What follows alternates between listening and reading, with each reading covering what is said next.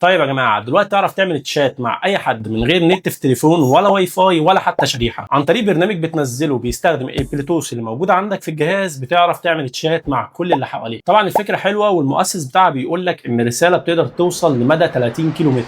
طب ازاي اصلا الرساله بتخرج من الموبايل بتاعك بتروح لشخص تاني من غير نت ولا شريحه ولا واي فاي؟ والبرنامج مش محتاج ولا تسجيل دخول ولا باسورد ولا رقم تليفون ولا محتاج اي حاجه منك خالص. انت بتفتح البرنامج هتلاقي الشات العام، اي رساله بتكتبها هنا هتوصل لكل الناس اللي حواليك. وكمان لو خرجت على الابلكيشن من بره ودوست عليه 3 مرات هيمسح لك كل الرسائل خالص. كل اللي بيحصل هو ان الابلكيشن بيعمل حاجه اسمها مش نتورك، ودي عن طريق انه بيستخدم تليفونك واي تليفون حواليك كجهاز استقبال وارسال، بياخد الرساله ويبعتها للشخص اللي جنبه. بكل بساطه لو انت قاعد في مكان زحمه وفتحت موبايلك وكتبت رساله تبعتها لشخص، الرساله هتخرج من تليفونك وتروح للشخص اللي جنبك اللي منزل نفس البرنامج، ومن بعديها هتتنقل للشخص اللي جنبه، ومن بعديها الشخص اللي جنبه. هتفضل الرساله تمشي لغايه لما توصل للشخص اللي انت بتكلمه. طيب ايه عيوب الابلكيشن ده؟ لو انت كتبت رساله لحد دلوقتي وفضلت الرساله تمشي من شخص للتاني للتالت للرابع، واخر واحد الرساله وصلت له، بينه وبين الشخص اللي هيستقبل الرساله في حته تانية مسافه طويله، والمسافه دي اكبر من المدى اللي البلوتوث بيسمح بيه، ساعتها الرساله دي هتوصل للشخص ده،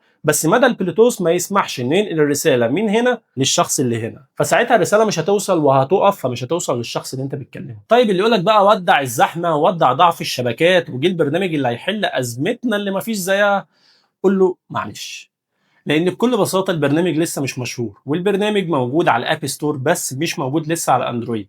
ولو انت شفت اي نسخه للاندرويد فتاكد ان النسخه دي فيك، لان جاك دورسي نفسه المؤسس للابلكيشن قال ان النسخه لسه ما توفرتش ليه، بس في المستقبل النسخه دي هتتوفر. الابلكيشن اول ما يتشير هيبقى مفيد جدا، وخصوصا لو انتوا في الجامعه مثلا، وطبعا الطلاب كتير بتستخدم الابلكيشن، هتقدروا تعملوا تشات مع بعض بكل سهوله. لو انت في المدرج ده وبعت رساله هتوصل للطالب اللي ماشي في الكوريدور، هتوصل للي جنبه لغايه لما توصل لصاحبك اللي في مدرج تاني. يمكن دي الميزه الجوهريه اللي انا شايفها الابلكيشن، بس هو لسه مش مشهور، فقاعدين هنشوف في المستقبل الابلكيشن ده هيتشهر ولا لا. لو الفيديو عجبك ما تنساش تعمل لايك وتعمل فولو علشان تشوف كل جديد. صلى على النبي، سلام.